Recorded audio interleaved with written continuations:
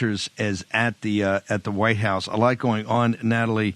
Today, I think an hour and 20 minutes live, really a press availability in the cabinet room before he started his first cabinet meeting, and he let Elon Musk talk first. They talked Doge a lot.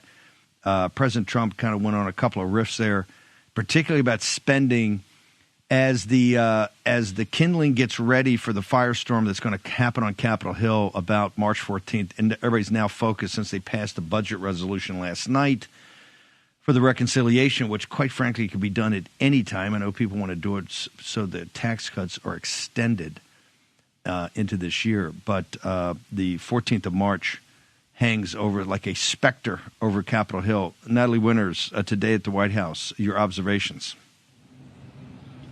Just absolutely glorious in terms of a mainstream media beatdown by President Donald Trump. I think after you saw the Q&A exchange today, honestly, I don't even understand why the White House Correspondents Association would want to be in that room anymore. But I think today's historic for so many reasons. First and foremost, obviously the mainstream media, I guess I should say the legacy media, is just like a dog with a bone, following this idea that Doge is something that is radically and woefully unpopular with the American people. But like we've seen in that Harvard poll, and like you can see in a lot of crosstabs from just a lot of state-by-state polling, the issue of Doge is something that is overwhelmingly supported by the American people. And there's this astroturfed narrative going on, and I'm not just talking about because all these town halls popping up that you're seeing are being bankrolled by Democrat activists, but the mainstream media is so quick to impugn, malign, and attack anything that Doge is doing, when in reality, the support among American people exists for it. And I think there's this idea that there's no transparency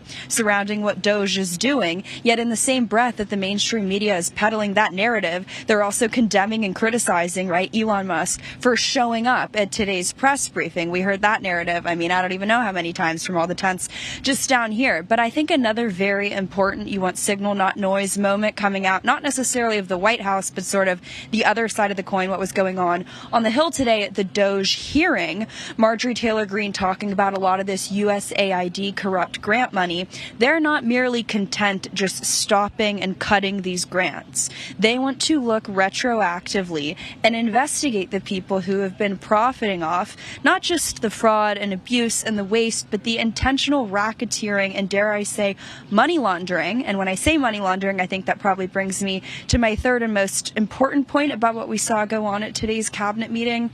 Obviously, a lot of questions about Ukraine. You can sort of see it ingrained and emblazoned in every legacy media reporter's mind, the idea that President Trump is a Russian asset, so they're always trying to make him look like he's cozying up to Putin. But obviously, that's not the case. Frankly, their questions are lackluster. And Steve, I would love to get into the sort of reformation of what they've been doing in the press briefing room here. I obviously spend a lot of time here. I have a front row seat to the sort of internal meltdown that's been going on over that. But in terms of the summary of the cabinet meeting, I'll leave it at that.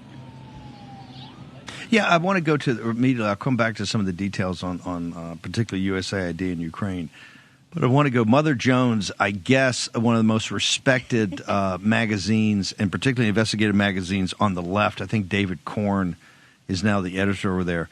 They've got a major article called "Meet the New State Media," and of course, you, Natalie, War Room, Real America's Voice, others, Breitbart, Boyle, other folks that were colleagues of, take a front row seat. And I think they got a quote in here from Margaret Sullivan, the former public editor of the New York Times, saying these are not traditional journalists; they're more like propagandists. Talk to me about the Mother Jones piece. Are we, in fact, the new state media, ma'am? And I quote, "This new crop of people who have been given extremely good access are not journalists in the traditional sense. They're closer to propagandists than journalists." Now, just for the audience, I want to give you a sense. I'm standing here surrounded by probably every legacy media outlet ever. So as I'm about to go on this rant, maybe just pray for me a little bit. But here's the thing.